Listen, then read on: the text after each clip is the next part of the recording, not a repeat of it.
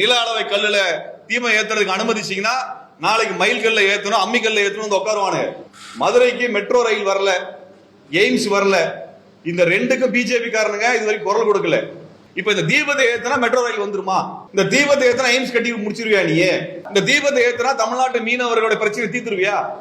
இந்த தீபத்தை ஏத்தனா ஜிஎஸ்டி வரி கணக்கு கொடுத்துருவியா? நீட்டு விலை கொடுத்துருவியா? சொல்லு. எதையும் செய்யாத ஒரு கும்பல் வெறும் விளக்கேற்றணும் வந்து கலவரம் பண்ணுது. பிஜேபியோட இந்து முன்னாடி நிற்கக்கூடிய ஒரு அமைப்பை காமிங்க, ஒரு கட்சியை காமிங்க. யாராவது இருக்காங்களா? ஏதாவது அமைப்பு இருக்கிறதா? ஏதாவது பக்தர்கள் அமைப்பு இருக்குதா? எதுவுமே கிடையாது. ஆகவே இந்த போன்ற கலவரத்தை தமிழ்நாட்டுகளை கொண்டு வருவதை ஒரு காலத்தில் அனுமதிக்க முடியாது. அந்த நீதிபதி பதவி நீக்கம் பெற வேண்டும். அவரோட கடவுள் கிடையாதுங்க. அது முருகனுக்கு மேல்பட்ட ஆள்லாம் ஒன்றும் கிடையாது. சம்பளத்துக்கு வேலை பார்க்கிறவங்க தான் எல்லாரும்.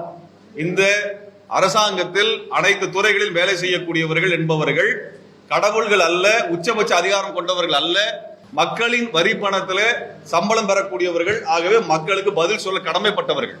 இலக்கியத்தால் ஒன்றுபட்டு உன்னை கொண்ட மக்களே வரலாற்றை படைப்பார்கள்.